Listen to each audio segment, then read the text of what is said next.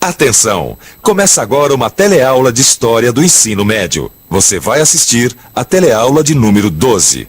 Bons estudos!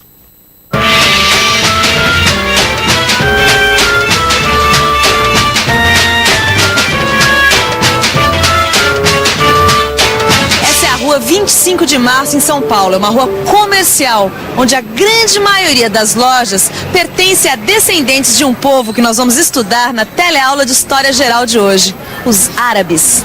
Turquia, Irã, Iraque, da Síria. Todos esses países já fizeram parte de um império que começou com uma nova religião e que mudou o curso da história, o Império Muçulmano. Na teleaula de hoje, você vai ver uma civilização que assimilou o patrimônio cultural dos povos do Oriente Médio e do Extremo Oriente e que se tornou a mais brilhante da Idade Média. Vamos começar esta teleaula conhecendo a terra de origem dos muçulmanos, a Península Arábica.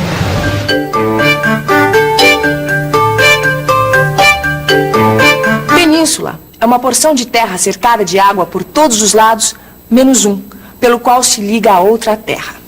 A Península Arábica é um deserto de pedras e areia. Os habitantes desse deserto se fixaram na costa do Mar Vermelho, em aldeias como Meca, ou em oásis no interior, como Yatrib. A Arábia era habitada por tribos de beduínos semitas, da mesma origem que os judeus, fenícios e assírios. Suas principais atividades eram pastorear cabras e camelos, o cultivo da terra e o comércio. Muitos dos descendentes dos povos árabes no Brasil conservam a fé muçulmana, que é monoteísta. Queria que você explicasse pra gente como é este ser supremo dos muçulmanos. Na nossa religião islâmica, que é uma religião monoteísta, acreditamos em um só único Deus. Esse Deus, como diz na Surata 114 do nosso Alcorão Sagrado, ele não foi gerado e não gerou.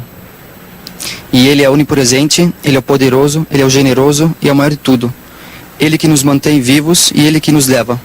No princípio, além do Deus Supremo, cada tribo árabe tinha os seus próprios ídolos. O ídolo mais antigo é uma pedra preta que fica no interior da Kaaba. Isso aqui é uma maquete da Kaaba. A Kaaba fica em Meca e, segundo a tradição, Alá teria depositado a pedra preta diretamente nas mãos de Abraão. Abraão, como nós já vimos aqui no telecurso, é o pai de todos os semitas. Mas o destino dos árabes se transformou com a chegada de um novo líder, Maomé. Maomé nasceu em Meca em 570. Era pastor e cuidava de caravanas de camelos. Maomé recebeu uma revelação do arcanjo Gabriel. Tinha sido escolhido por Alá para pregar a mensagem de salvação, o Islã, a submissão à vontade divina. Os ensinamentos revelados a Maomé estão no Alcorão, o livro sagrado do Islã. E quais são alguns dos deveres dos fiéis segundo o Alcorão? Eu gostaria de dividir essa tua pergunta em duas etapas.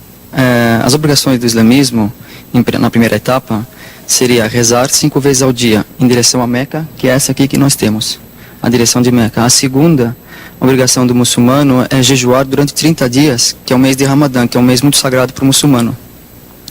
A terceira que nós temos também é a peregrinação a Meca, que todo muçulmano que tem condição fisicamente e de saúde, ele faz pelo menos uma vez na vida. A quarta, nós temos a caridade, que você tem que fazer com o próximo. Temos também o dízimo, que todo trabalhador, ele tem que contribuir com a comunidade com 1/5 do seu lucro, para poder que aquelas pessoas que são pobres também se satisfazerem.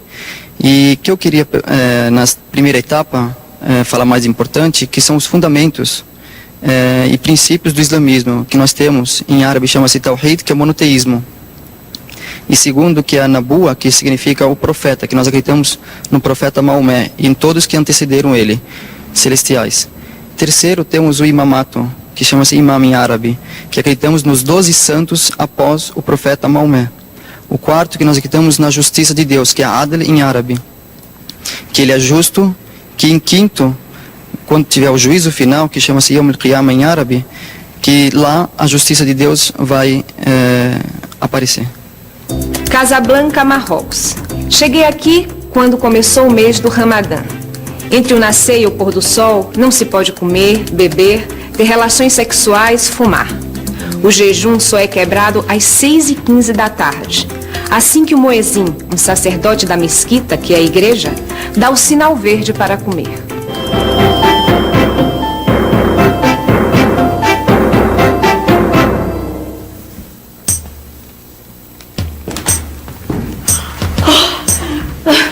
Perdão, meu senhor, mas o jantar atrasou. Não tenha medo, mulher, não tenha. Sente-se e coma comigo. Sentar? Sim. Depois dos ensinamentos de Maomé, você não é mais escrava, e sim companheira. Então o homem vai ter um harém cheio de companheiras? Não. Isso também mudou. Maomé ensina que devemos ter no máximo 4 mulheres. Por seus ensinamentos e por causa dos ataques que faz aos ídolos da Caaba, Maomé é perseguido pelos chefes de Meca. 622. Maomé foge para Yatrib, que fica conhecida como Medina, a cidade do profeta. Para os muçulmanos, 622 é o ano zero, assim como para os cristãos, o ano zero é o do nascimento de Jesus. A partir dessa fuga, Maomé passou a pregar a guerra santa contra todos os infiéis. Infiéis são aqueles que não acreditam nas revelações. Segundo a crença, os muçulmanos que morrem lutando pela religião vão direto ao paraíso. Guerra Santa, na verdade, é o mesmo nome que os muçulmanos de hoje dão para as guerras deles, jihad. E olha, essa religião revelada a Maomé tem muita força, viu? Opa! Muita força mesmo. Os habitantes de Medina logo se converteram à nova religião. Pouco tempo depois, Maomé e seus guerreiros muçulmanos invadiram Meca.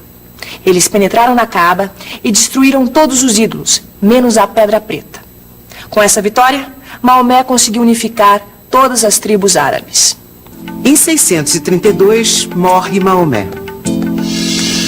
Abu Bekr, sogro de Maomé, se proclama califa. O califa é um misto de chefe político e religioso. Sua missão é preparar os árabes para a conquista da terra. O sucessor de Abu Bekr foi Omar. Omar iniciou a expansão muçulmana. Guerreiros do Islã tomaram a Pérsia e a Síria. A Alexandria, no Egito, foi incendiada junto com a famosa biblioteca. Os muçulmanos construíram uma nova capital no Cairo. Depois, foram para Líbia e Trípoli, chegando até Cartago. Ih, Vicente, esse império tá ficando grande demais. Quer apostar que logo vão começar a ter lutas internas?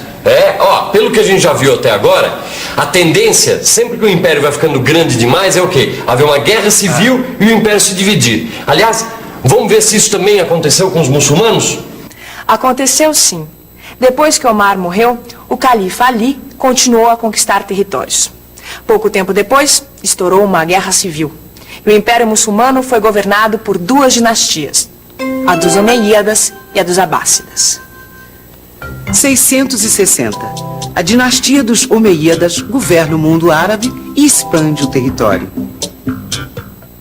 A capital do império muda de Meca para Damasco, na Síria. Os exércitos muçulmanos conquistam o Turquestão, o Cáucaso, a Armênia e chegam até a Índia. No norte da África, conquistam Tunis, Argélia e Marrocos. Chegam ao Oceano Atlântico. 711. Os muçulmanos atravessam o Estreito de Gibraltar e conquistam a Península Ibérica. 732. Na Batalha de Poitiers, os francos detêm o avanço muçulmano na Europa. Os muçulmanos vão ficar na Espanha até o século XV, quando serão expulsos pelos reis cristãos. Viu só, Gil? A Península Ibérica teve influência árabe durante séculos e séculos. Dá pra ver bem nesses monumentos, ó. Pois é, olha, Portugal faz parte da Península Ibérica. Exatamente. Os árabes dominaram Portugal e Espanha. E os portugueses, quando chegaram no Brasil, já trouxeram na bagagem várias influências árabes. Sem dúvida. Agora eu tava pensando uma coisa. O que será que aconteceu com outra dinastia, dos Abássidas? 750. A dinastia dos Omeyíadas é derrubada pelos descendentes de Abas, tio de Maomé.